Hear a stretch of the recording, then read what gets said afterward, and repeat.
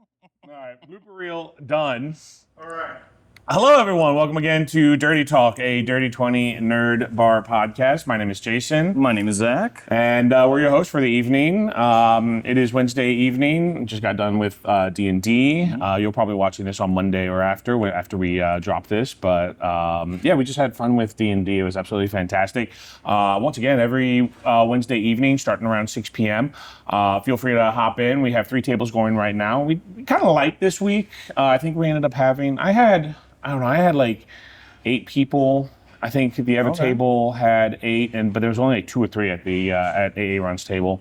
So it was a bit of a light week. I say that as I say we just had 18 people for one game. But it's not all one DM. Could you imagine DMing for 18 people? Yeah, that'd be a nightmare. Absolute nightmare. It has happened once or twice where we've all been at one table for different events, whether it's, they all converge into one spot. Last time we did that, it was, they had come across Asmodeus, actually. They all finally got to Asmodeus, and they were all at one table. And then the session after that, while they were trying to decide what they were doing next, and we forced them to split into 3 groups because we're like, I can't keep you all at one table. It won't be fun for anybody. No, that makes sense. Asmodeus does seem, maybe like an 18-person kind of threat. But yeah. After that. Fortunately, nobody tried to fight Asmodeus, and they're at low enough level. Like they're only level 8, so it's easy enough for Asmodeus to be like, no. Fair enough. Yeah. But this week, my group actually freed Asmodeus' champion from the confines of a prison that she was in. There's this very powerful school that the players have found out about, and they have their own motivations. I think the players have mostly figured out most of those motivations, but try not to give away too much just in case there's a few people that are in the dark. But she had been kidnapped by the school, and the group was tasked by Asmodeus to go free her. He wanted his champion back, basically, which is fair enough, if you ask me. So they finally found her and freed her, but she had been imprisoned and tortured for like a year at this point. So she was not having it. I thought I was being loud, but everybody I talked to, I was like screaming at a couple of points, and I thought everybody I talked to was like, no, I didn't even notice that you were. But they had a very intense conversation with her. It was a lot of fun. I enjoy those kind of moments where you get to have like these raw feelings, kind of just let them flow. But the other 2 groups, one of the groups is looking for some centaurs to try to like rally them to help fight against this school, and the other group is trying to rally this group of elves. They used to be high elves, but after the events that happened a long time ago, they kind of fell, and they're more nomadic now. So they're wood elves, and they're very nomadic, and they have a few tribes here and there. But when elves have a lot of numbers, they can be very powerful. So yeah. The third group is trying to reunite the elves and get them to help fight against the school as well. So, right? It's a lot of fun. Again, Wednesday nights, we start gathering around 5:30. Dice start rolling shortly after 6 o'clock, unless you're like me or AA around the last couple of weeks and don't show up until after 7. In which case, dice start rolling then. But it's a lot of fun, and we welcome new players too. Even if you've never touched a D&D before, if you don't know what a character sheet is, we'll help you out. There's lots of great players who, even today, actually, one of the players was helping a guy go through his character sheet because I don't think he's new to D&D, but he hadn't touched it. I think he said 3E was the last time he played. Oh, wow. Yeah. So he was helping him read through the character sheet and was like, this is what you can do during this turn. So lots of very helpful people. It's really cool, actually. So besides that, last night actually was a lot of fun. We have trivia night every Tuesday. Yeah. And last night was video game trivia. How do you think you would do in video game trivia?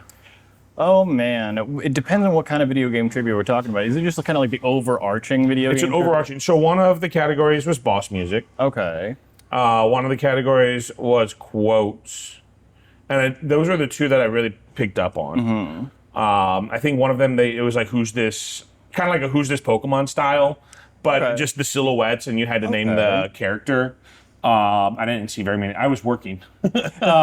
We had so many people show up for this trivia night.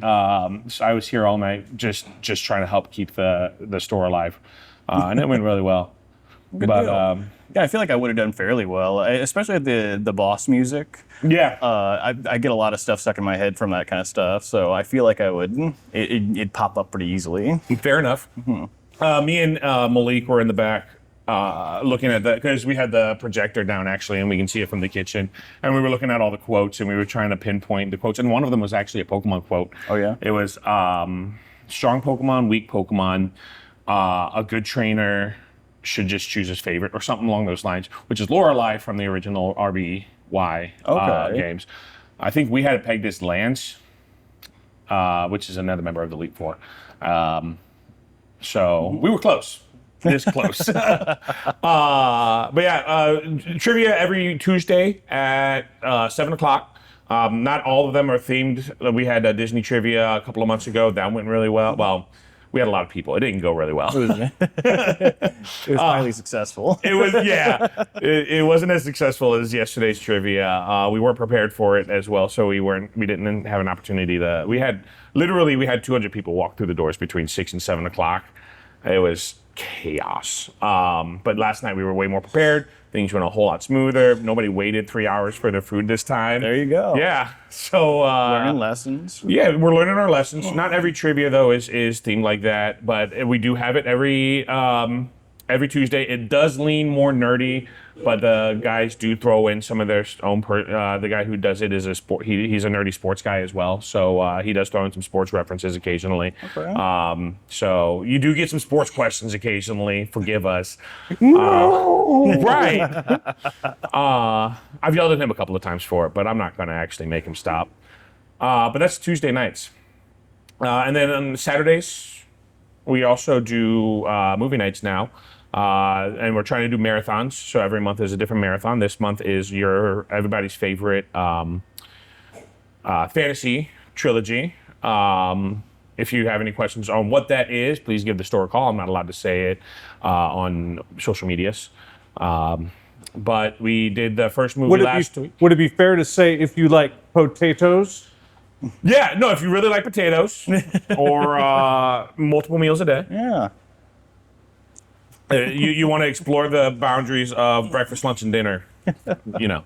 But we watched the first movie last week. Well, when you're watching this, 2 Saturdays ago at this point. Second movie just last Saturday. And then this coming Saturday, we're actually taking a break because it's karaoke night. There you go. So this coming Saturday, we will have Crazy Bob's Karaoke here at Dirty 20 Bar, starting at 9 p.m. and we go until 1 o'clock. So if you love karaoke, we love doing. A lot of people do show tunes. Bob's been doing this for probably like 30 years now. He's been doing it for a very long time. And he says he enjoys this place more. And he might say this to Bob, if you're watching this, you probably say this to all your clients, but he says he loves us a lot because we choose different songs. So you get like karaoke people; they all pick the same songs. Everybody's doing what are some of the Eye of the Tiger? Okay, yeah. Don't Stop Believin' by Journey. Those kind of songs. Yeah. Whereas the people here are doing like Wicked and so many Disney songs have gone out. I did. Friend Like Me the first time we ever did karaoke. It's so much fun. But yeah, so it's 9 o'clock on Saturday. Come join us for karaoke. Even if you don't want to get up and sing, just come watch a bunch of nerds make fools of themselves behind the mic. It's a lot of fun. And then something new we got actually. Zach, have you ever had an Amaro? No. Actually, I'm sorry. I'm going to swap you. You probably don't like this one more. So an Amaro is a very herbal liqueur. Okay. This one, they're both by San Luigi. It's a new product that one of my distributors has brought up, and I'm pretty sure it's local. That's going to be more of your standard Amaro. It's very herbal. That one is a lot more mild than I'm used to with an Amaro. Okay. It's softer on the tongue. A lot of times, it's going to be very bitter. So, prepare yourself. You do have the water. if you don't like it. If you don't like it, you're not going to offend me by not drinking it. But I really like these. This one is a little bit more of that bitter taste, so it's going to hit your tongue a lot harder than that one is. And at the end, it's got kind of like a licorice flavor at the end. So.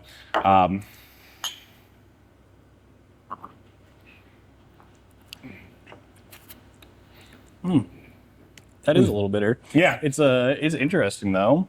No, I'm a huge fan of Amaros. One of my go-tos it's called Montenegro. And it's a really good Amaro. But your Amaros are typically like Campari or Aperol. And again, they're very herbal. But I like these. These are really smooth. So what do you think? Like, honestly, it's not for me. Yeah. They're not for everybody. I can see the appeal in it, definitely. It's a really interesting mouthfeel. Yeah. You drink it and it feels like something's kind of like bubbling up on your tongue. It's really interesting. Yeah. Cool. So I'm going to drink it if that's all right. Unless you're like, no, let me finish that. I'm going to. You're all I'm going to set these aside. I'm going to sip on these during our. I'm just curious. The green one, is it at all like chartreuse? I've had chartreuse in drinks, but I don't know that I've ever actually tasted chartreuse by itself. Okay. So I couldn't give you that answer. Would have to make a last word and find out. Yeah. Exactly. What's it called? It's a licorice. It's not a licorice liqueur, but it does have that licorice flavor, and people use it very sparingly. I can't remember what the name it is off the top of my head. Which one? I mean, there's so many of them. I mean, Jägermeister's right there. No, not Jägermeister. Jägermeister is basically black licorice. Yes. No, this is what is absinthe. Absinthe. Okay. Absinthe. Yeah. No. So this almost an absinthe. Okay. Interesting. It's more mild. That sassafras. I think it's sassafras flavor is more mild than absinthe is, but it's still there. And it does have that herbal Amaro flavor up front. That licorice flavor in the back. So if you're a fan of Amaros or you're interested in trying something a little bit different, check them out. We do have them available now at Dirty Printer 4. I personally like sipping on them, but me and Aaron, our bartender today, actually we both made a cocktail, different cocktail with them, and they're really good actually. I just added a little bit of Saint Germain, which is an elderflower liqueur, and blood orange syrup. Oh. And it was refreshing. You did definitely had that very forward Amaro flavor, so you probably wouldn't like it, but it was refreshing, and I enjoyed it. And then she made me a old fashioned using the Amaro.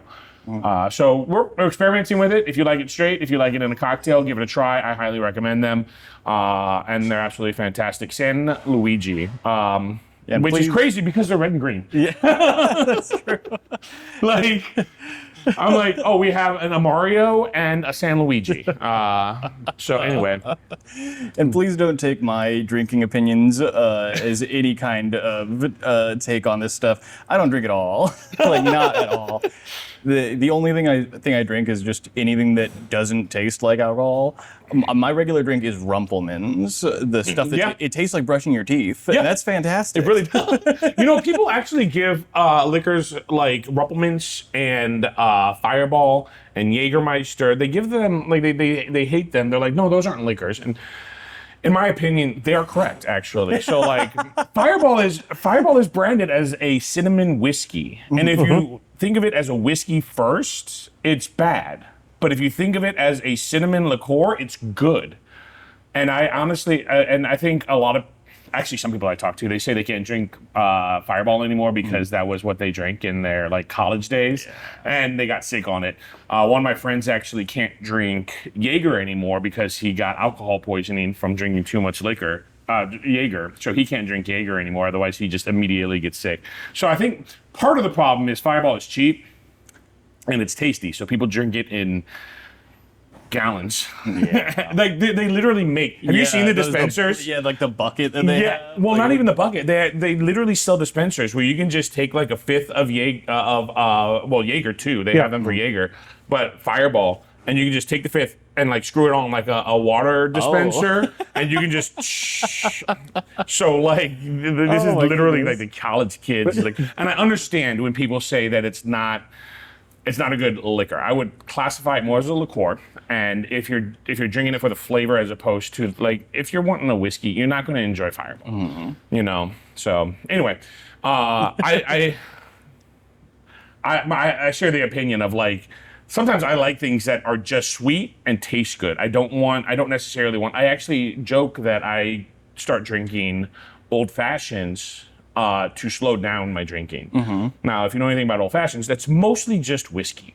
Like, okay. it's bitters, it's sugar, and it's whiskey. So Okay. it's enough like additives to kind of take the kick of the whiskey off. And I'm sorry, what are bitters?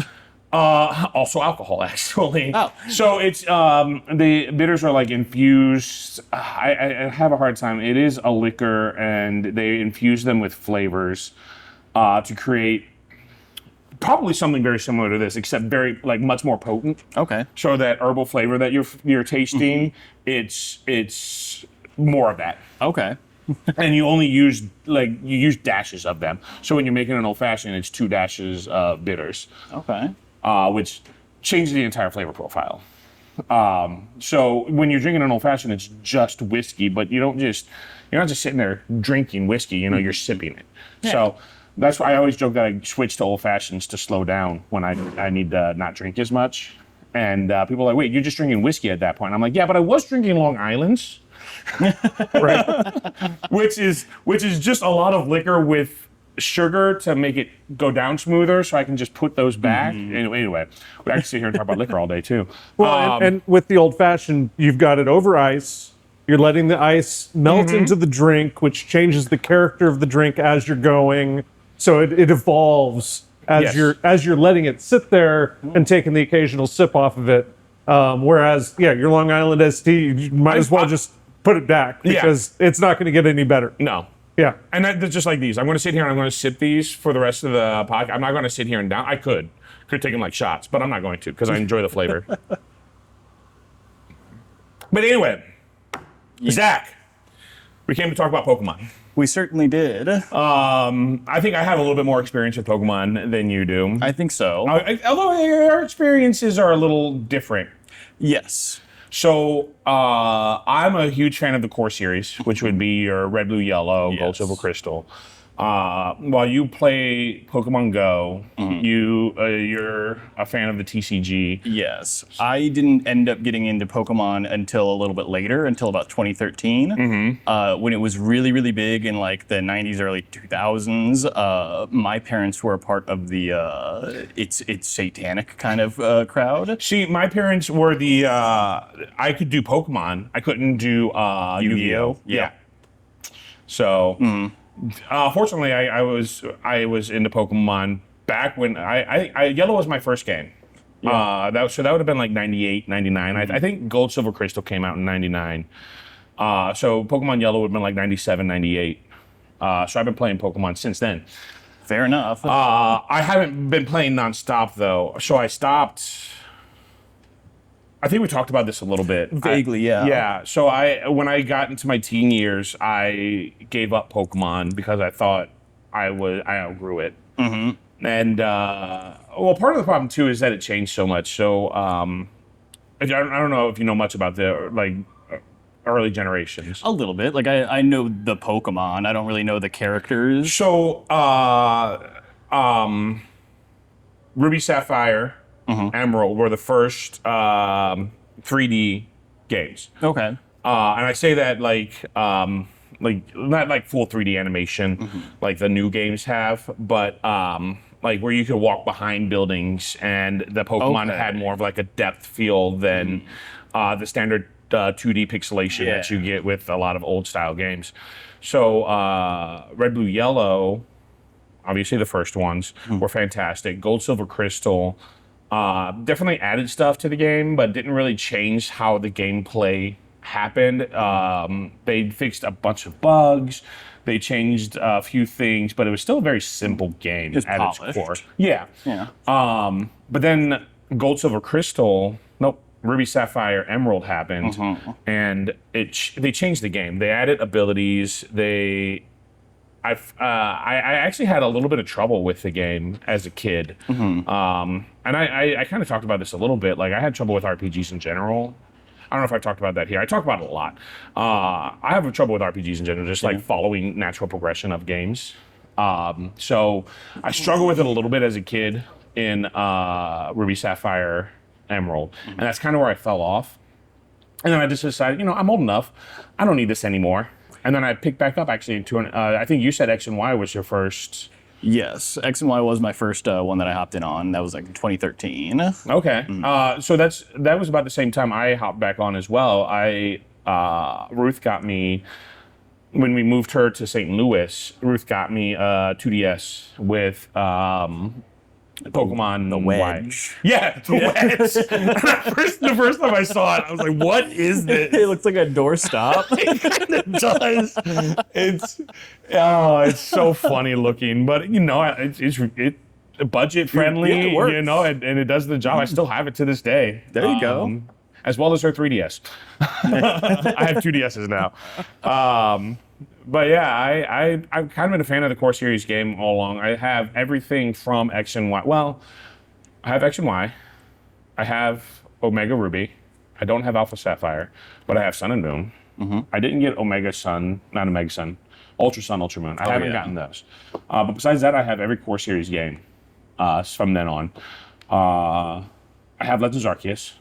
Okay. And you said you played a little bit of Legends Arceus. Yeah, so a buddy of mine left his Switch at my place, and it's got Legends Arceus on there, and I've been waiting for my brain to let me do it.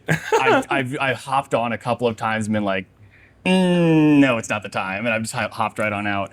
So I'm waiting for it. I'm waiting to have a good time with it, because I know I will. I would like to correct myself at this point. Arceus. Not Arceus. I think I get a lot of. That's the thing. I don't know all of them either. A lot of my pronunciations just come from me Googling things. No, that's fine. Bulbapedia. But I'm pretty sure Arceus is the correct pronunciation. Okay. But I've only ever read it, so I always pronounce it Arceus. So I'm probably going to get a lot of flack for that, and if there are actually comments. But yeah, my dad's really gonna flame you. please flame me for calling it Arceus instead of Arceus. But yeah, so I have a hard time because Arceus, whatever it is, I'm just going to keep calling it Arceus. I'm done. I'm just going to keep calling it Arceus. Yeah. Arceus was such a great game. How far did you get in there? Not at all. Like I started reading like the intro and blacked out. Like I was not like I was like, So not now. What's crazy is it's so different from the core series of games. Mm-hmm. And it actually changed the way that we play core series games now. Because the Pokemon are more like they're just out there. Yeah, they're in the wild. They're not hiding underneath the grass. So up until then, I think. Well, so in this might have happened in X and Y. I can't remember, but I know in Ruby Sapphire, Omega Ruby Alpha Sapphire Oris, there were Pokemon that would appear they wouldn't fully appear in the overworld. There would be like grass moving that you could then go investigate. Yeah. Because you had the scan feature. Yeah. So it kind of started there. And then Sword and Shield came out first before Legends Arceus. I don't think I finished Sword and Shield. I think I've started playing Sword and Shield. I don't think I finished I started Shield, I'm pretty sure. Because that's the one that had Aegislash, right? The sword Pokemon where it was just a sword. No, that was, what generation did Aegislash come out? Because that was I'm playing X and Y, and it's in X and Y. Oh, okay. So it's at least as far back as X and Y. It could be prior to that. I'm pretty sure it came out in X and Y. Okay. So that would have been Gen 6. Yeah. Because I'm using one in my Pokemon Y playthrough currently. Okay. But no, great Pokemon. But it kind of fits the theme, actually, of Sword and Shield. It does. Sword and Shield was based off of England. Oh, okay. That's why a lot of the Pokemon. That's why you have the Sword and Shield. It's very like medieval England vibes. You have Corviknight. That's where Corviknight was introduced. Okay. Do you know who Corviknight is? No. Oh, okay, cool. Corviknight is the giant metal bird. It's basically a bird in full plate mail armor. Okay. Gorgeous Pokemon. Absolutely fantastic.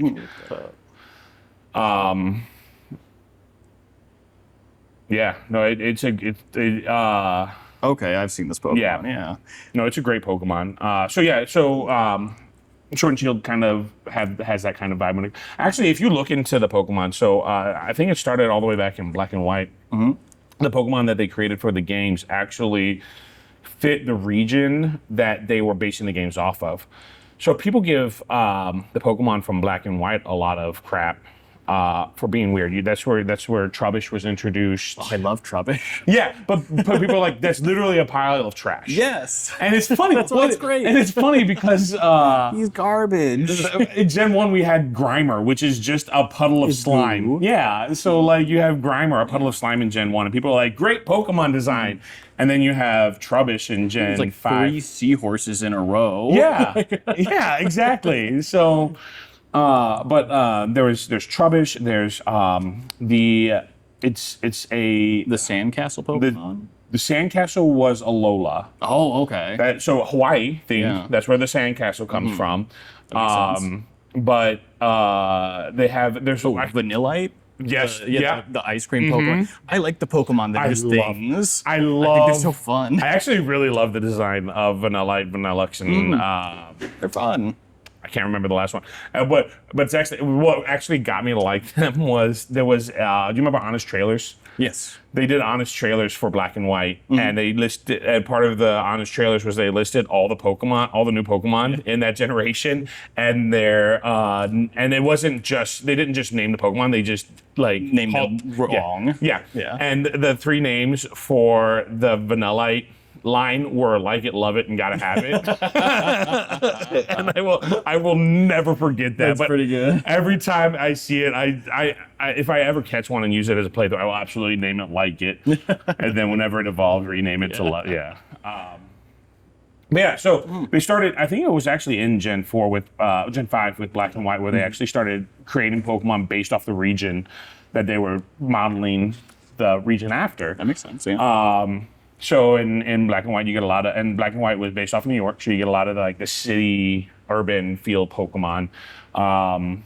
X and Y, I think That it was Paris? Paris, 'Cause yeah. They had the Eiffel Tower. yeah. concept. So you get a lot of That roundabout killed me. I had such a hard time getting around that stupid city. navigating Lumio City is, which actually the next Legends game takes place in Lumio City. Oh, okay. Callback. Yeah. Yeah, so I'm excited about that. I actually want to play that one. It looks fantastic, except for Mega Dragonite. Maybe we'll talk about that one later. You don't like head wings? And I like the wing. Dragonite has wings though, and even Mega Dragonite has wings, but they gave it extra big wings on its. Anyway, so yeah, you had Paris in X and Y, then you had again England in Sword and Shield. What were we talking about? Oh yeah, we were talking about Wild Encounters. Yes. I don't know.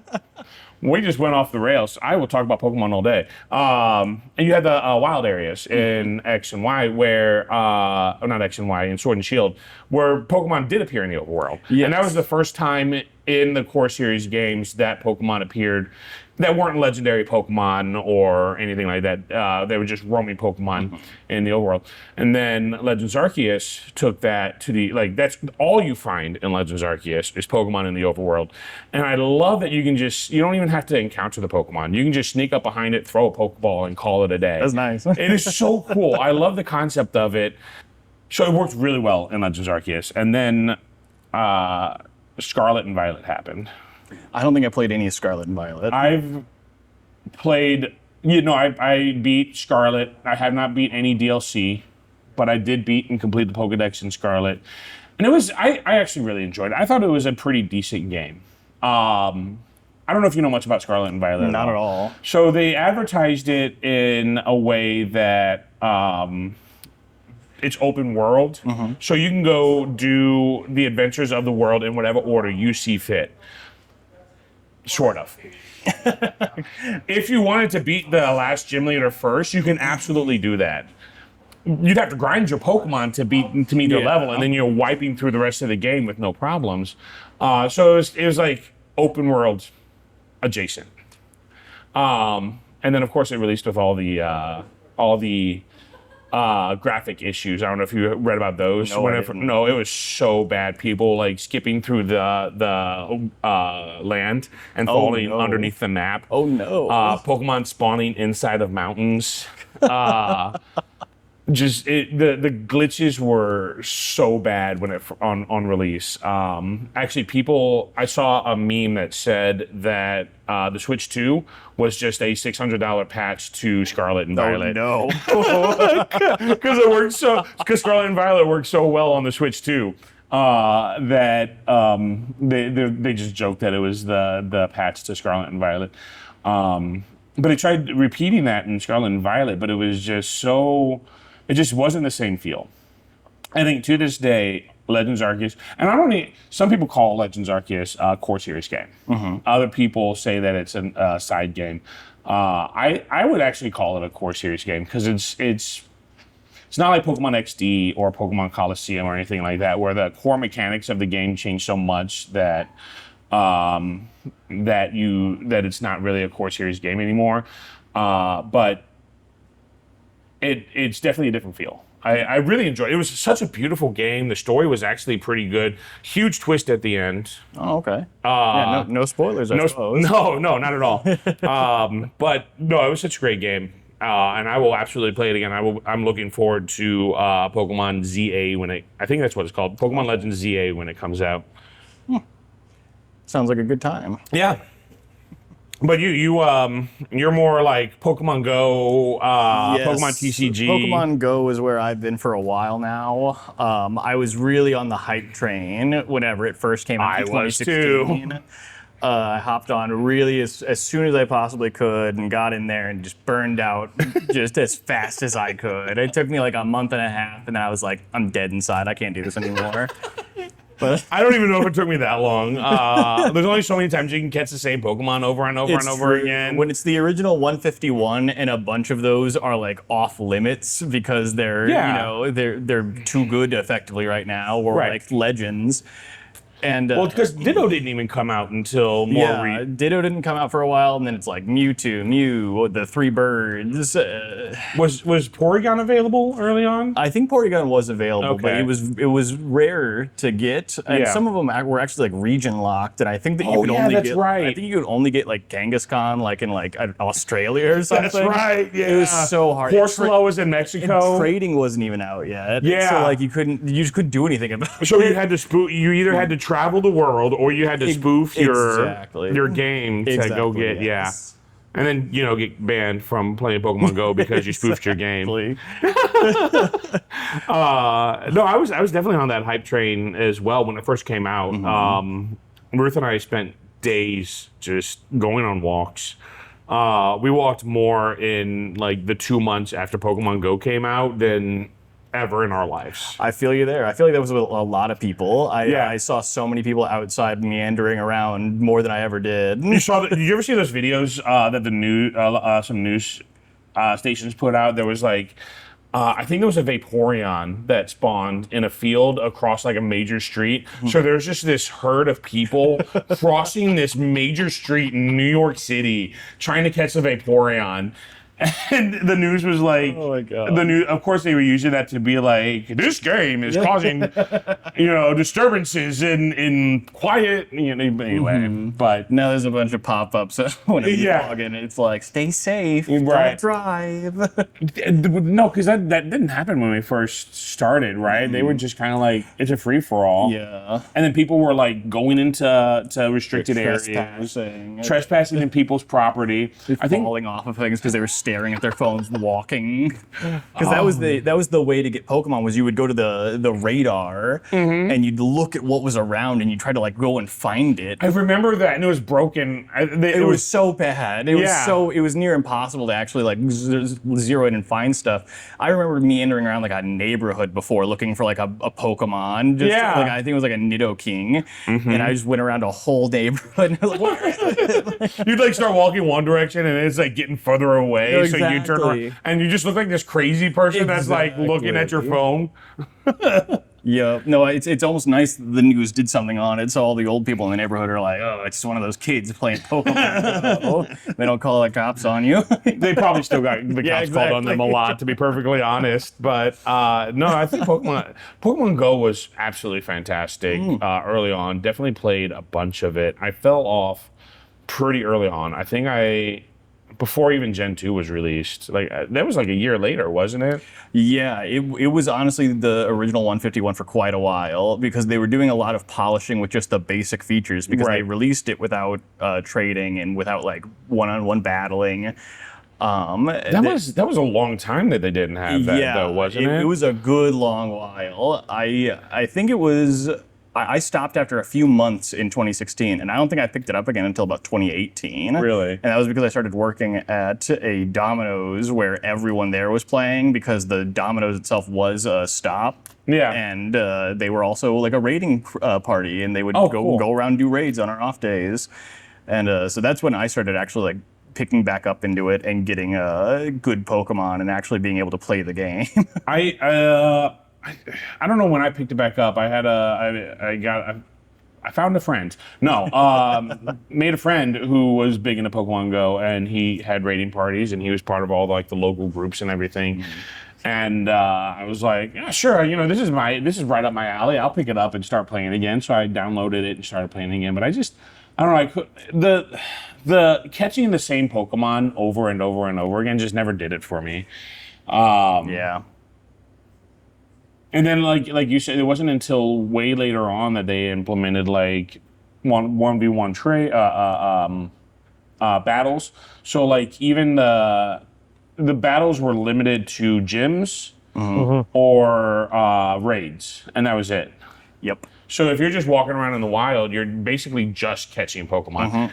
And now there's so much going on in the game that they have completely bypassed the core gameplay loop of catching the Pokemon over and over again.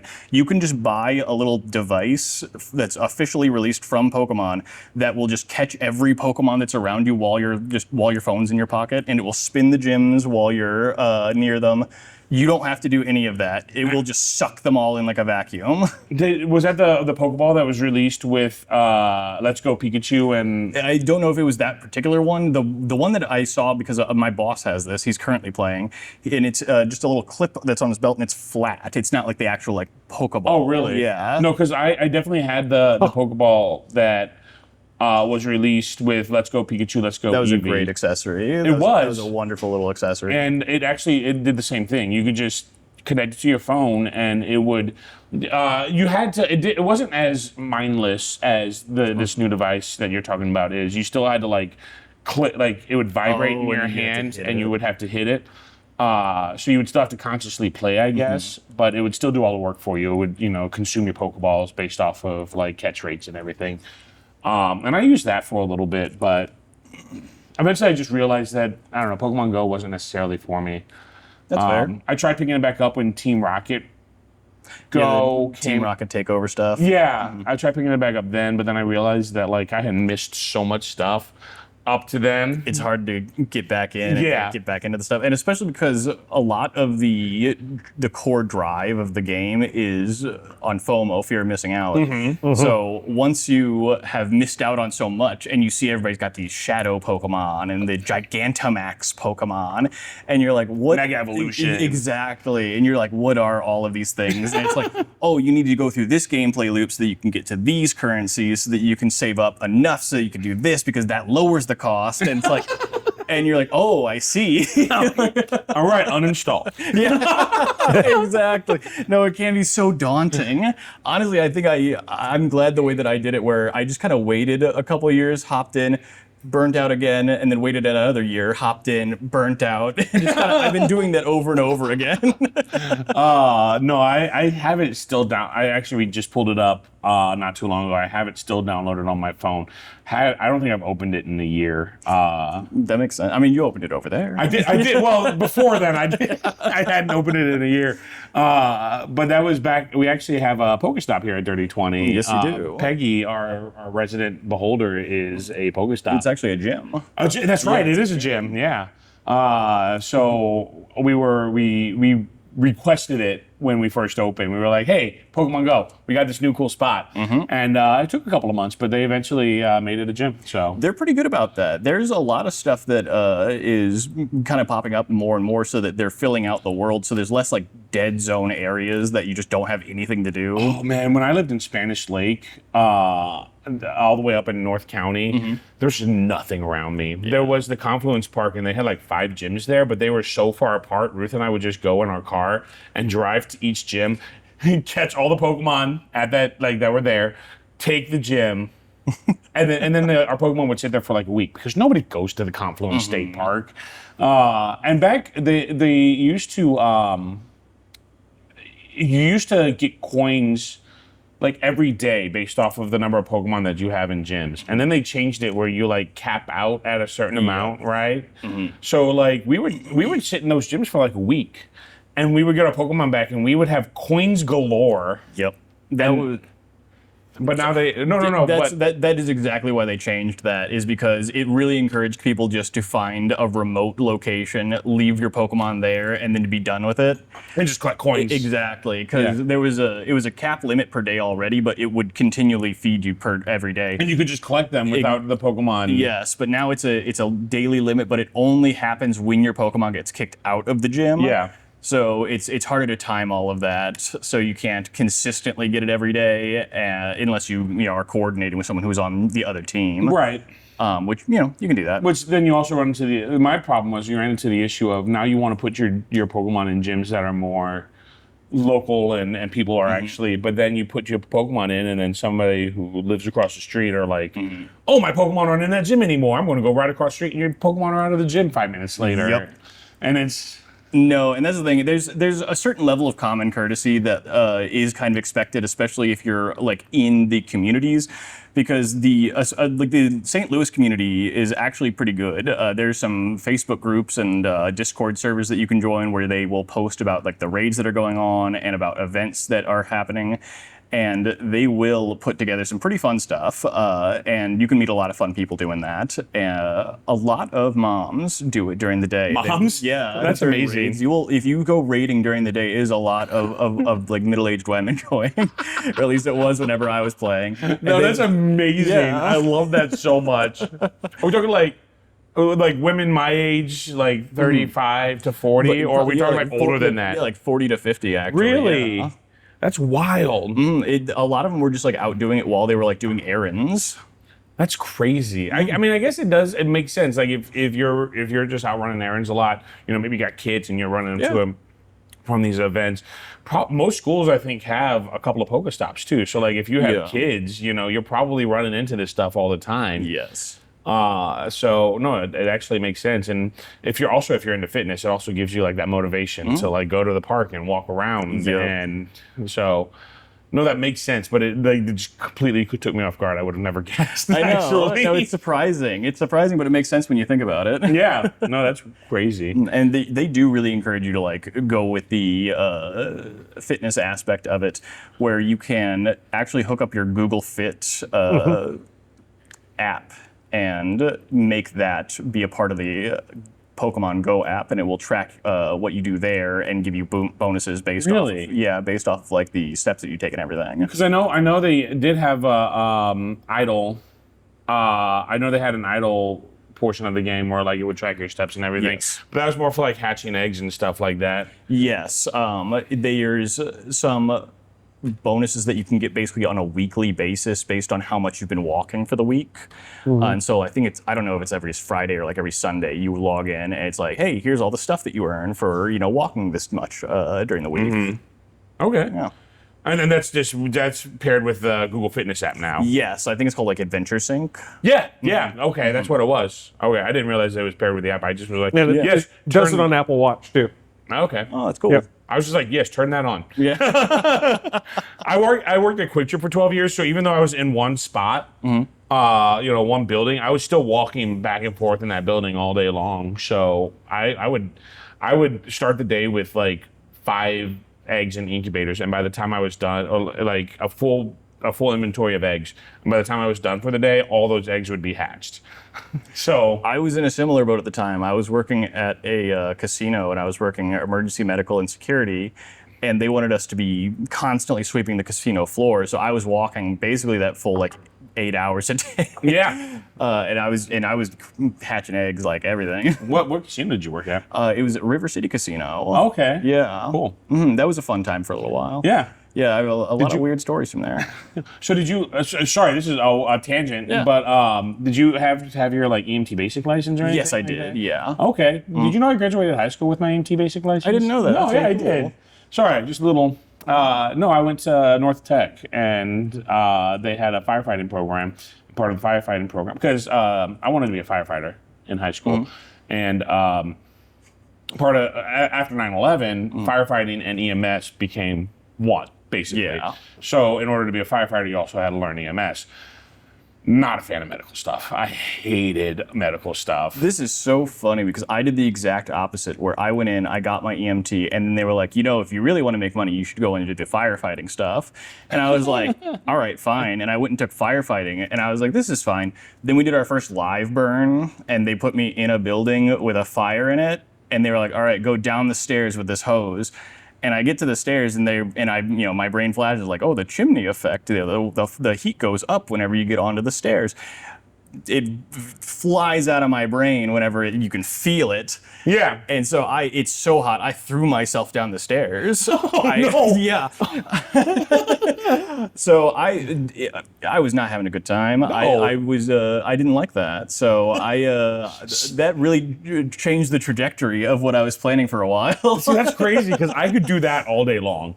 But having somebody's life in my hands is not something that I could never wrap my brain around it. And so could I have been good at actually in high school when we were doing the EMT classes, there was the medical math portion where it's talking about like IV drips and how to calculate those and everything. And I'm going to brag a little bit. I was so good at math. We had it's called Skills USA. Okay. And it was for specifically technical high schools. And it was just a competition. You would compete with other students from technical high schools. And there was like local, state, and country, and like national levels. And I went to state for medical math, but I didn't learn it from my teacher. My teacher said, "You'll be good at this," and handed it to me and told me to learn it. And I did. And I went to state with that. Wow. The only reason I didn't make it out of state was because I was also supposed to learn stuff. Like there was also questions thrown in about Skills USA specifically. Bomb that. Medical math, I loved learning. I learned it by myself. I ended up actually getting, he was trying to teach medical math. And I was like, no, you're doing that wrong.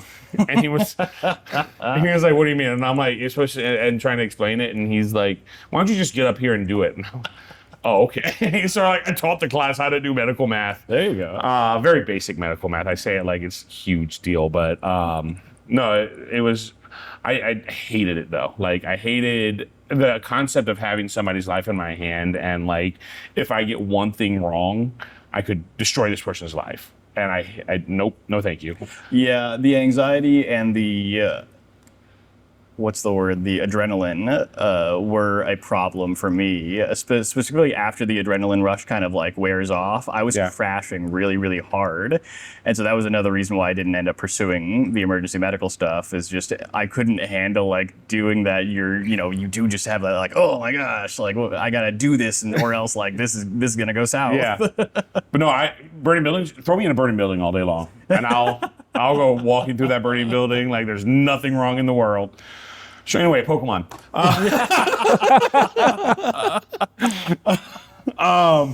Yeah, so I don't know. The Pokemon Go fad is still alive. Obviously, it's still there. I feel like there's definitely a niche. And at this point, I think it has grown past a fad. I think it is. Really?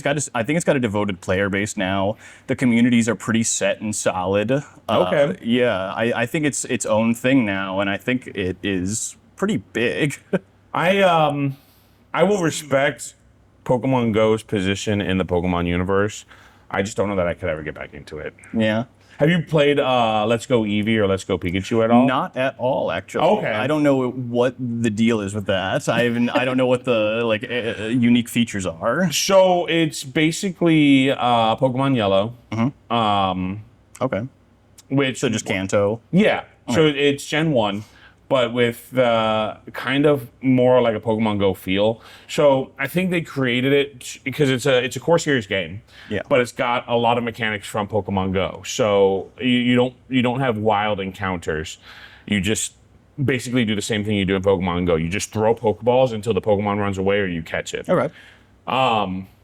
And then, but it's the story of the Red, Blue, Yellow, specifically Yellow, because that was so Red and Blue came out, and then the anime came out, and then it came out with the special Pikachu edition, Pokemon Yellow, which kind of ties in the anime a little bit more.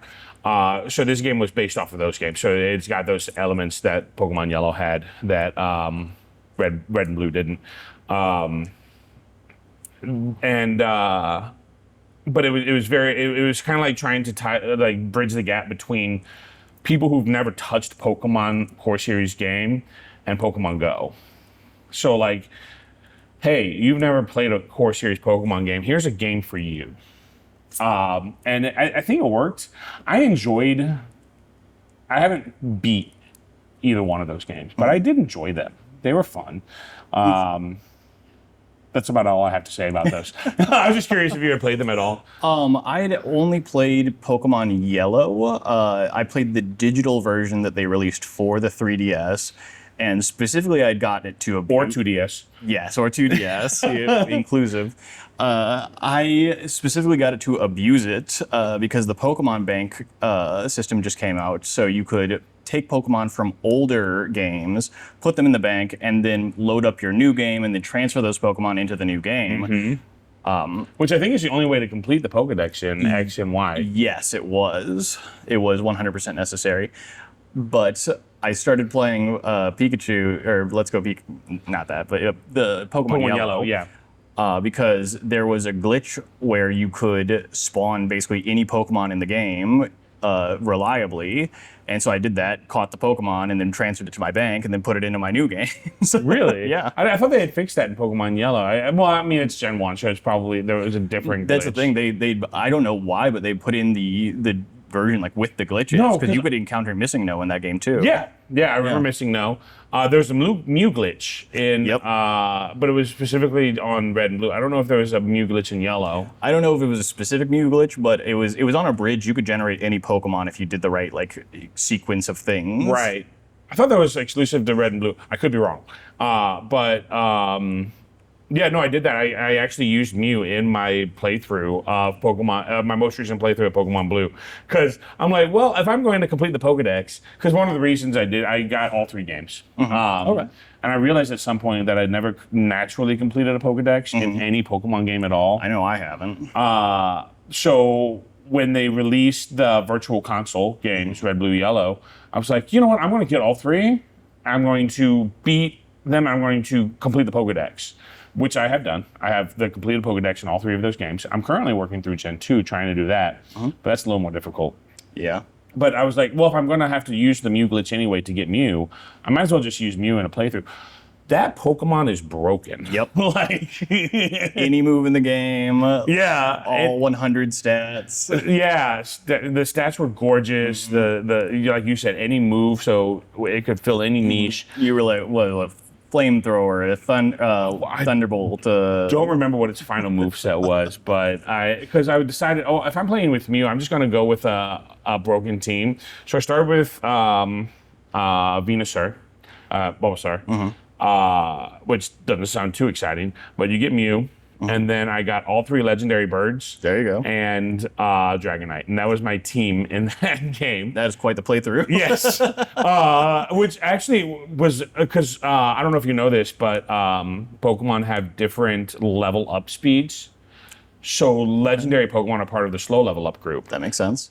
So the amount of experience to get from one level to the next is different than if you have, like, say, a Caterpie, which is in the fast level up group. So the same amount of experience to get from level 10 to level 11, or the amount of experience you need to get from level 10 to level 11 is different from Caterpie and Moltres. I actually didn't know that. That's actually really good knowledge. Yeah, it is. So by the time I got to the Pokemon League, I had to like just grind Dragonair for a little bit because I only because Moltres is right before the Pokemon League. Articuno is between. If you're playing in order, you can go get Articuno basically anytime after LT Surge, Lieutenant Surge. Sorry, I said LT Surge. LT Smash. No, hear me out. I just realized this earlier this year. Growing up, I didn't know what LT meant. I didn't know that it stood for Lieutenant Surge. LT. So as a 9-year-old kid, I'm calling it LT Surge. And then at some point, I learned that it was Lieutenant Surge, but it's ingrained in my mind right now. It's ingrained in my mind. As an adult, I still call him LT Surge. That's a good name anyways. He's Lieutenant LT Surge. No, it was, but like you can go get Articuno basically anytime after Lieutenant Surge. But I just played in order. So like after Fuchsia City, before Cinnabar Island, I went and got Articuno. So like I had Venusaur, Mew, and Dragonite or Dragonair for the majority of my playthrough, and got all the legendary birds basically right before the Elite Four, and I was still like pre-level 60 because all these Pokemon are in the slow level up group. So all my experience is going to level up these extremely powerful Pokemon. That makes sense. I struggled just a little bit. Like you would think that with a team like that, that you wouldn't struggle, but like anyway, where were we at? This is where we're at. This is where we're at, yeah. But no, so then besides the core series games, you also play the TCG, right? Yes, my nephew is playing the card game, and so I learned how to play to be able to play with him. Yeah. And that's a lot of fun. Does he play the physical? Yes, cards? he does. Okay. He plays the physical card Does game. he put them in sleeves? No, he doesn't. He does Okay. not. Okay. If I see any cards, It's a hard feeling to fight. It looks so bad. You're just like, oh, please. no, it doesn't bother me that much. That's why Charizard's, the original Charizard's worth so much, because it was the most powerful card, and like card sleeves weren't, like back in the 90s when this first came out, like nobody knows what card sleeves are, and if they do, it's for sports cards. You know what I Yeah. mean? Nobody's thinking, oh, I need to put these really cool Pokemon No one in the cards. 90s was really expecting the cards to become expensive at any point. Yeah. So Charizard, the most powerful card in the original run, is so expensive now because it was just abused. Yeah. So I came from a Magic the Gathering, so Yeah. I know about those old expensive cards. how does it make you feel when you see somebody shuffling a deck without sleeves in Magic the Gathering? Oh man, it really depends on how they're handling it. Like if they're like, I'll be fine with it if they're maybe doing a stack shuffle. If I see anybody doing a bridge, I'm gonna lose it. I tell you, I can't get one of the main reasons I can't get into Magic the Gathering is because I look at some of the cost on some of those cards just to build a semi-decent deck. Yes, it's so prohibitively expensive. The best thing you can possibly do is to get into a format that is intentionally not expensive, like Pauper, which bars every card that isn't a common. Oh, wow. Yes, that is the way to play, if you ask me. It opens up a lot of different deck types that are not. You can't play them at all in other formats. Yeah, because they would just get curb stomped. Exactly. Yeah. So it makes a lot of fun new things you can do. I don't know. I've also had I've experienced some toxicity from the Magic the Gathering community. I had an acquaintance at one point that literally at the card store, he would buy packs of cards, and then I don't remember the name of the game, but they would open the pack, they would spread them on the counter face down, and he would select one and get to keep it, and then the attendant would select one and then rip it. Yep. Before looking at what it was. Yeah. And I watched that happen right in front of me, and I'm like, and he asked me to do it. He was like, play this game with me, and I'm like, absolutely not. I cannot do that. And he's like, no, it's just a fun game. It's my money. It's not like you're losing anything. And I'm like, no, watching this hurts my soul. I don't even play Magic, and watching that hurts my soul. No, it's like you might as well start chain smoking in front of me. Like that. I feel like that would be healthier. So true.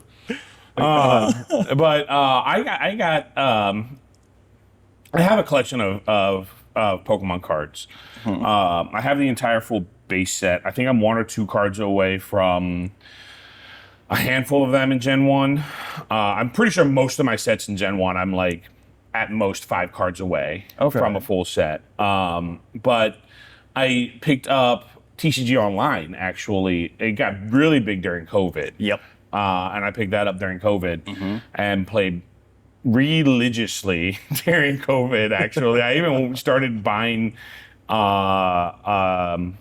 boxes of Pokemon cards specifically for the QR code, which I mean, I collect cards anyway, so like it was a win-win. But like I was like, no, I want the QR code so I can get more cards in my TCG Online. When it's easier to find people to play with online, It is, yeah. It ends up making it just like, this is what I want to do. Well, Well, and this again- is where I can actually play. And again, you're not damaging the cards. Yes. That you're collecting. And the thing with the TCG Online too is like you would scan those QR codes. Whatever pack you had with that QR code, it gave you those cards. Yes. So it's basically like you were collecting those cards anyway. And then just having the access to playing it without, like you said, with being able to find people anywhere in the world, and not actually damaging the cards that you're collecting. Definitely got curb stomped so hard in that game. That is the problem playing online. Yeah, there were. It's paired up with the sweats. Well, and it's not even that, but like a lot of people wouldn't even build classically good decks. They would just build decks to screw you over. Oh God. So like you would just go up against somebody, and like every card they draw is just like you discard 4 off the top of your deck. You discard 4 off the top until you don't have any cards to draw from, and you So you lose quit, automatically. yeah. Yeah. Well, you don't quit. You automatically lose. Oh, okay. I If see. you have to draw a card, and you don't have any cards to draw, Got you lose the game. I thought they were just griefing you until you left. Well, usually I left before they finish. I'm like, okay, this game's going nowhere. I'm going to resign.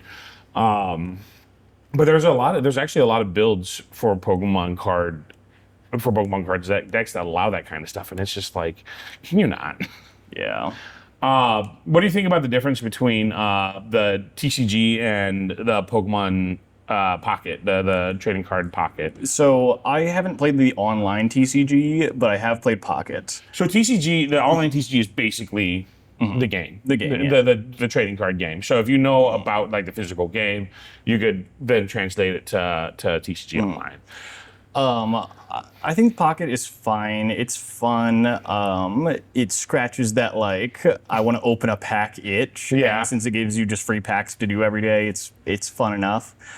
I think it dumbs down the card game in a way that I don't think is entirely necessary. Yeah. And it leads to gameplay being a bit more repetitive. It leads to more gimmicky decks that just rely on a single thing to just happen over and over again. That's what I found whenever I was playing, is that just doing Dragonite was just the thing. Yeah. Just making a Dragonite, having blast everybody with Draco Meteor, and that was it. Yeah, and then game over. Exactly. As soon as you get that set up, it's done, no matter what's going on. Well, like, because with the TCG, you can build Pokemon that like your cards on deck have abilities that might affect the play, and the card in front of you may not just attack the card that's there; it'll attack different cards. Yes. If you're not just doing that in the pocket, if you're not just killing the card that's right in front of you, you're not winning the game. Yes.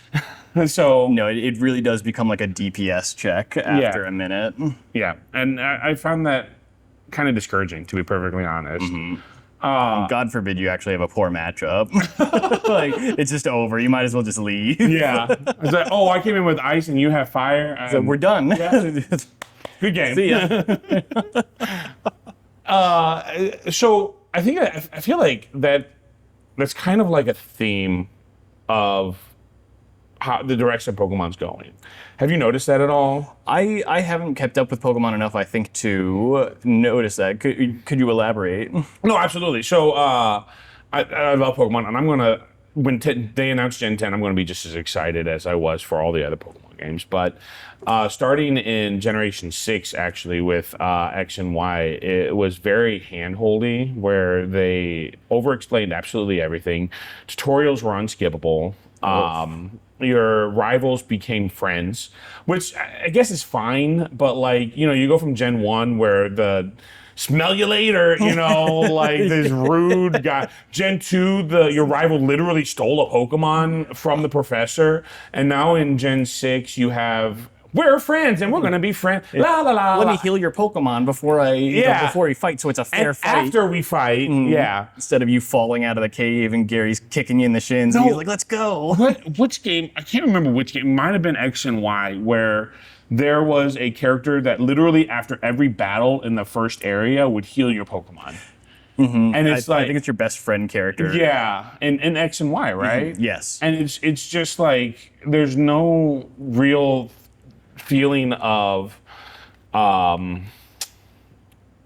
peril, I guess would be the word. No, it felt like you could get stuck places sometimes. Yeah. Like if you were in a cave and you're having trouble with it, then like you might just black out and get completely sent back to the start. Yeah. And that was entirely realistic. But no, in the newer games, it is a lot harder to find yourself in a situation that you can't get out of. And then, so like X and Y also, so you started off with a starter Pokemon. And I mean, a lot of people will say the starter Pokemon are strong. They're mid, and they're mid for a reason. They're meant to, you can take it or leave it. Yeah. But you start off with a starter Pokemon.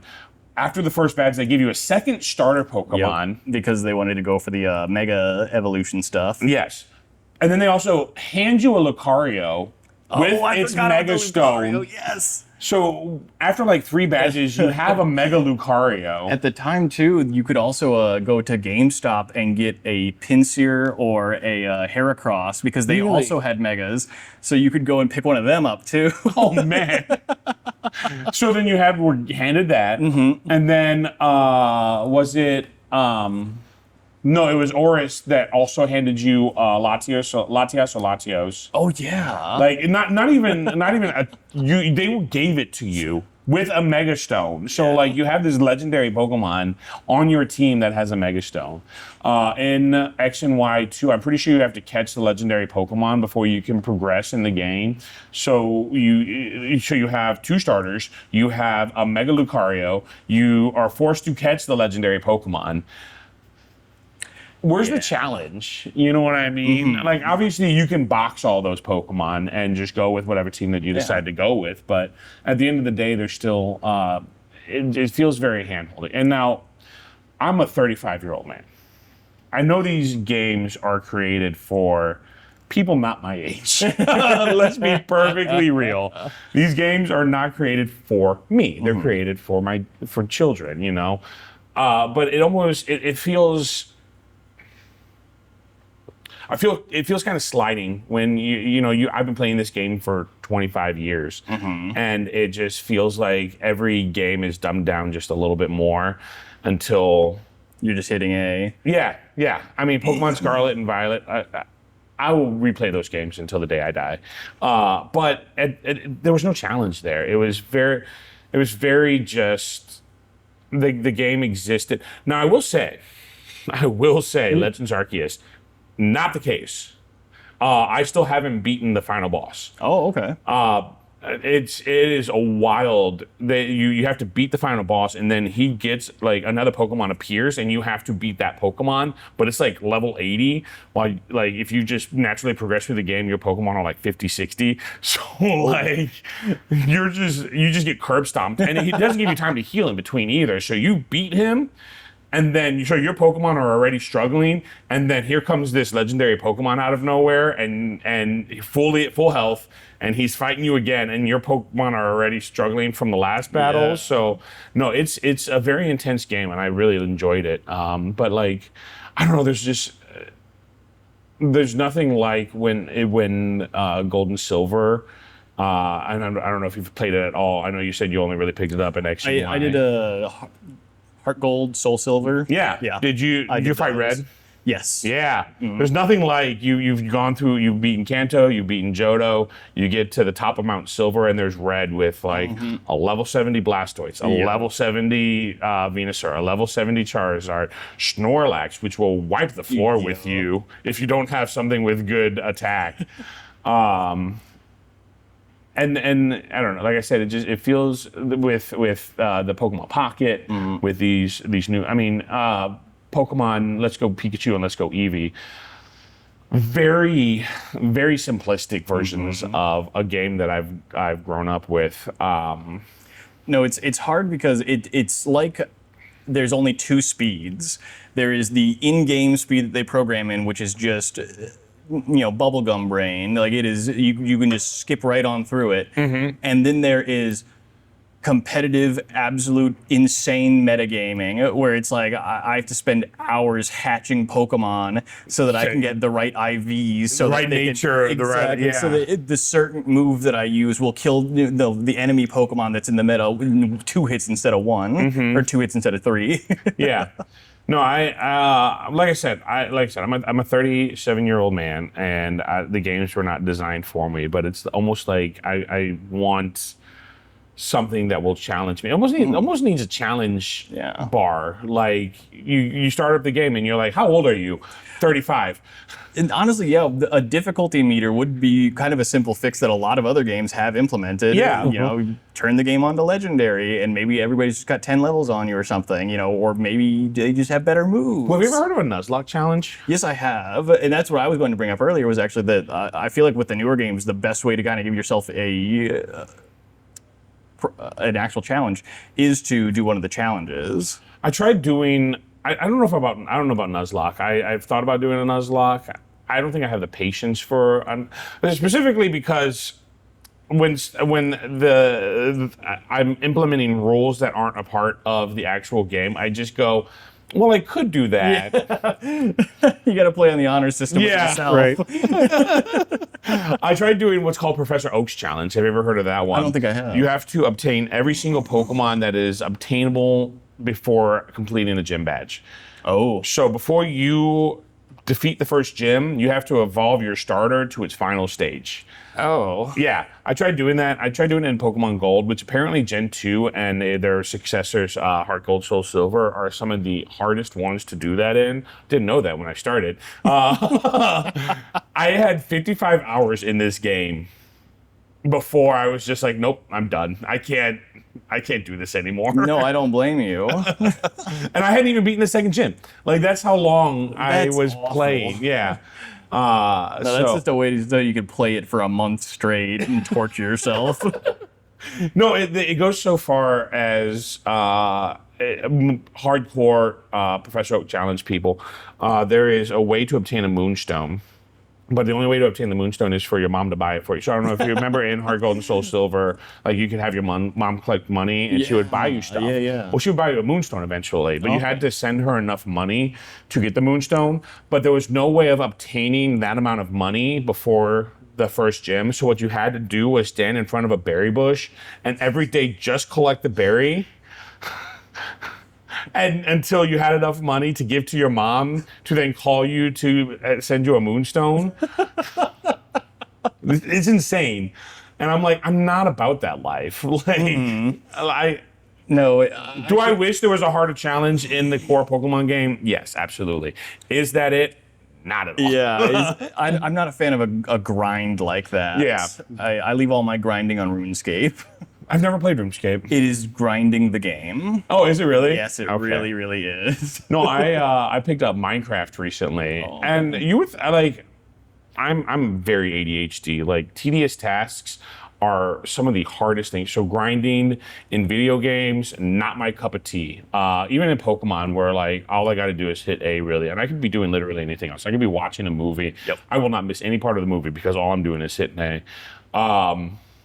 But for some reason, I've been playing Minecraft for like a month now, maybe a little bit more than that, and I'm currently digging out a mountain. Yep. And then so my goal is to literally hollow out this mountain, and I'm creating a globe that's kind of attached to the mountain, and it's going to be like this wizard's tower that has like a labyrinth inside. I have great plans for this, but my current goal is to hollow out this mountain. Not even halfway through. I've been doing this for like a month now, and I have mined and placed probably like 20,000 blocks. That sounds about right. I don't know what my problem is, but like every day I'm like, I gotta get on and finish this task. I've been there. Sometimes you're just sucked into Minecraft, and it is just the thing that your brain wants you to be doing all the time. So you have experience with Minecraft as well? Yes. Okay. I built myself an approximation of a village from Bionicle called Onukoro, and bred enough villagers to populate it. That is amazing. It was a lot of work and it was a lot of fun. I dug up all of the grass blocks and replaced them with a different color of block so that it actually looked more like Onukoro than it would otherwise. It was a good time. And yet tedious as hell. Yes, so tedious. That is one thing that I do like about Minecraft is that like so many of the things that you do in Minecraft are like half activities where you don't really need your full brain. Yeah. So you can watch like a YouTube video or something or a movie in the background, and it like- combines to make one whole task. Yeah. Like K-pop Demon Hunters. Exactly. Oh, man. No, but I love Pokemon. I'm going to play it till the day I die, to be perfectly honest. When they announce Gen 10, I'm going to get Gen 10. I'm going to get Pokemon Legends ZA. And I'm going to complain about them. And then just keep playing them. Oh, man. I don't know. So the one thing I haven't heard you guys talk about hardly at all is the anime.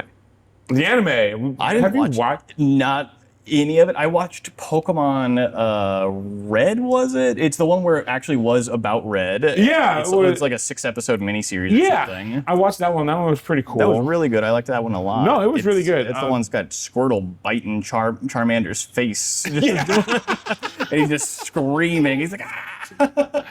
Have you watched anything like Detective Pikachu or anything? I have like watched that? Detective Pikachu. I saw that in Pikachu was theaters. a great movie. That was fun. I had a lot of good times with that. It was kind of like Pokemon the first movie, but Detective Pikachu style. Yeah.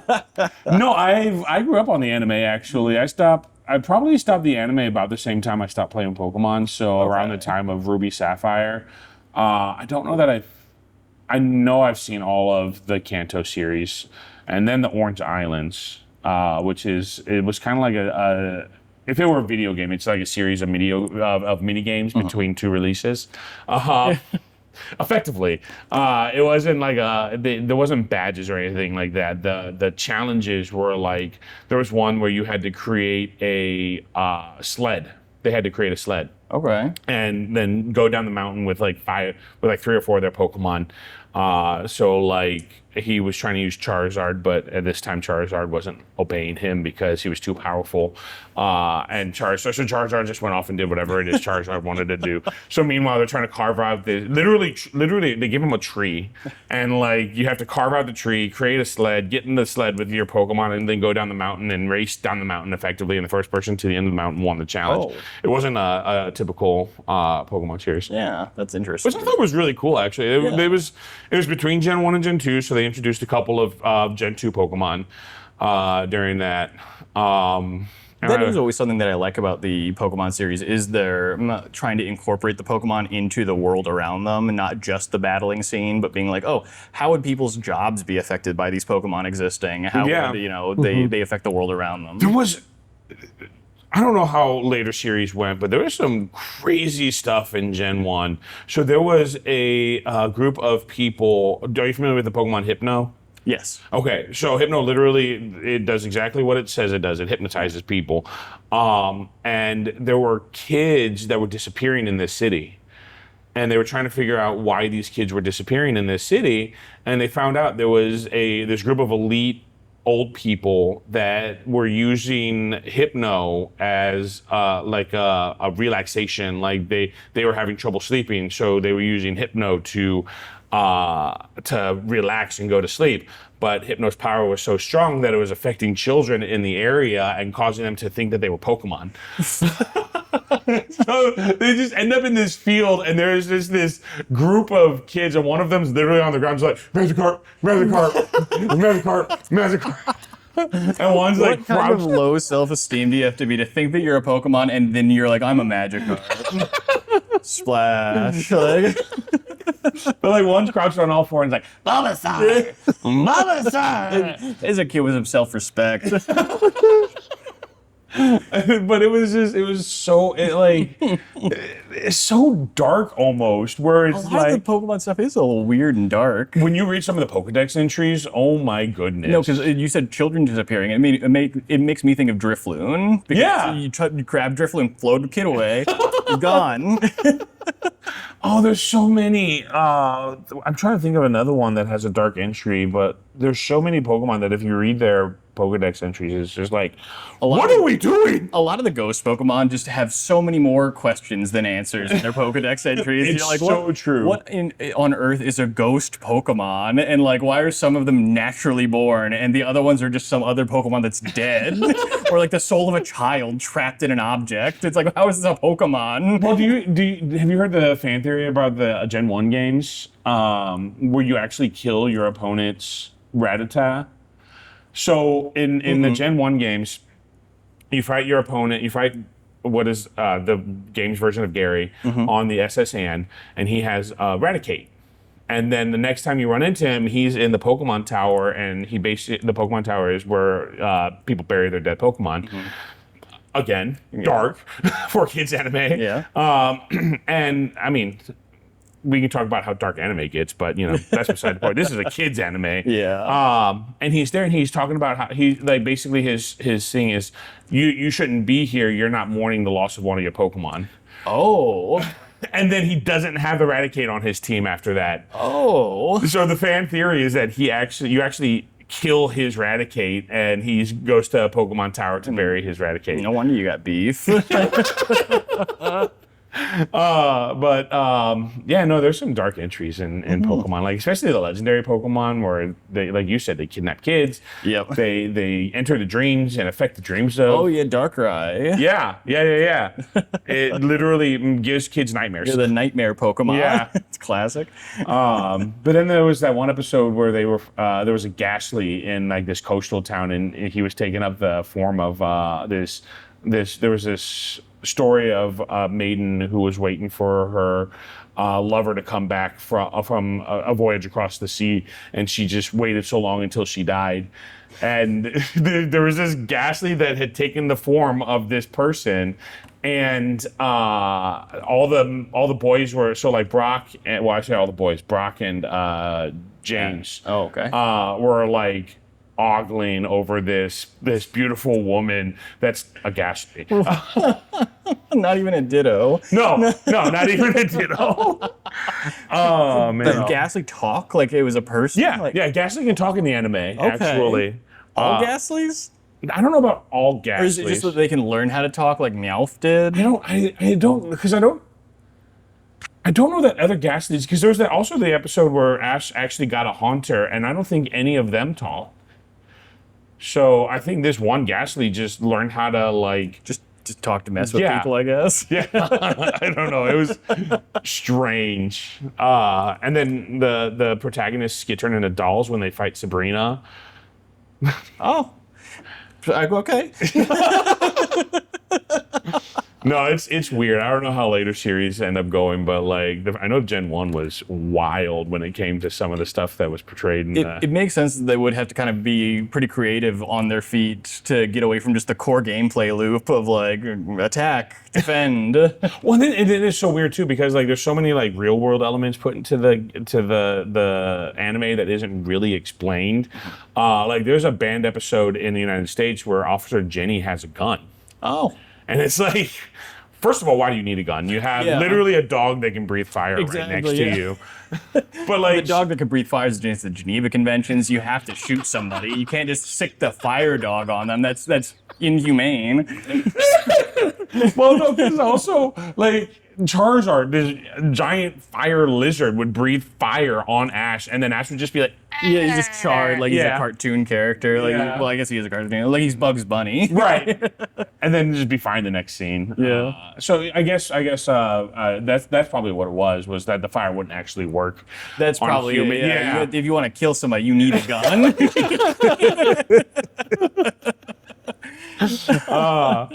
But yeah, no, she, like literally in the United States, that episode's banned because she points the gun at them, and they're like, "Yeah, no, we can't show this on American television." There's certain Pokemon cards that are banned in the United, they had to change the artwork because like I think Misty in the Japanese anime was very scantily dressed.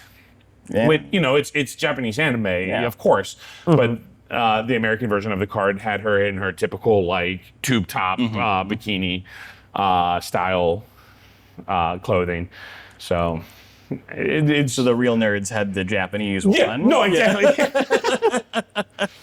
Awesome. Well, I think that's all the time we have for today. Yeah, Pokemon. One of my favorite, actually, media that's out there. Like I said, I'll play it till the day I die, and then I'll complain about it, and then I'll keep playing it. Oh, and later we'll sign off. What's your favorite Pokemon? Favorite Pokemon, Mankey.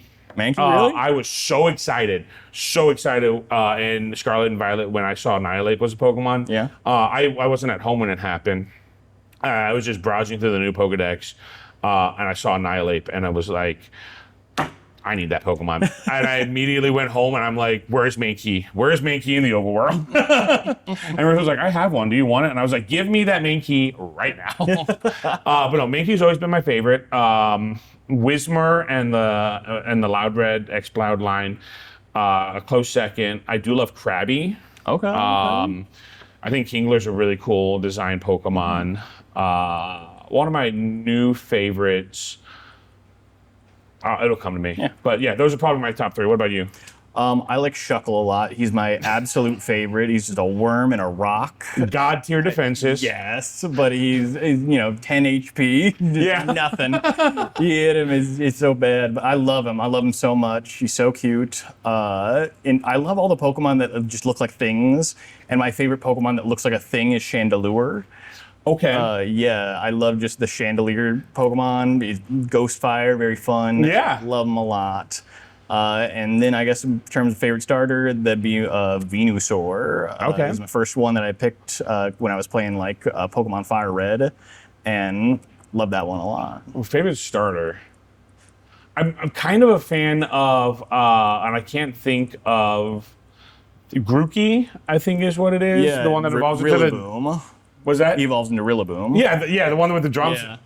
Fun Pokemon. Very I fun. actually- Have you seen Gigantamax Rillaboom? No, I haven't. He just gets like a full drum set, like with Like with sticks and with everything. sticks, Oh symbols. my God. It's great. I gotta check that out. Definitely. That wasn't Sun and Moon. That was I only know it from Pokemon Go. I think that's Sword and Shield. No, it had to have been Sun and Moon. Rowlet was Sword and Shield. Rowlet was X and Y. Rowlet was no. I thought it was. Wow, my Pokemon knowledge is currently failing me. Because I thought it was Rowlet, Froakie, and Fennekin for... Was that Gen 7 or was that Gen 6? No, because Chestnut was... Yeah. Okay, yeah, I'm wrong. I think about Rowlet that, yeah. was Sun and Moon. I think you're right. So that would have put Grookey as Sword and Shield. I feel like it had to have been Sword and Shield. I think you're right, yeah. Yeah. No, I think. We've gone so far. Well, if it was Gigamax, then it would have been Sword and Shield. Oh, yeah. Because that's where that gimmick was introduced. Oh, I didn't know that. Speaking actually. of which, what's your favorite gimmick? My favorite gimmick, not really sure to be honest. The Gigantamax stuff is fun. I honestly, it's probably Mega Evolution. Yeah, I liked Mega Evolution. when I it think came Mega out. Evolution it had been the thing is that Mega Evolution had been teased for so long, even as far back as the Red anime, because he did Mega Evolution in Yeah, that. you're right. But I remember all the way back to when I was a kid, they were talking about Mega Evolution. When I was collecting the original Pokemon cards, and everybody had a story about how they were able to Mega Evolve their Charizard in Red, Blue, Yellow games, and I'm like, that doesn't make any sense at all. So it had been talked about for so long and teased for so long. It came out for one generation, and then they were just like, nah, let's do something completely different. It's so true. Which is another annoying thing about Pokemon is like I do understand the different gimmicks. I think terrestrialization actually is a great gimmick. But I think Mega Evolution, I just think it was such a great gimmick, and it had been teased for so long and everybody knew what it was. Yeah, and I feel like it went well enough to where they kind of just rebranded it a few times with like the primal forms and then like the origin form. Yeah, yeah, in Oris, yeah. I thought that was really cool. Like Groudon and Kyogre didn't Yeah. have Mega Evolutions; they had primal forms, and it was really cool. It's interesting. Yeah, cool. All right. Well, Zach, it was a pleasure again. Hopefully, I'll see you always. next week. I'll see you then. And we'll see you all next week. Have a wonderful time. Good night. Time. Awesome. All right. And a sign off.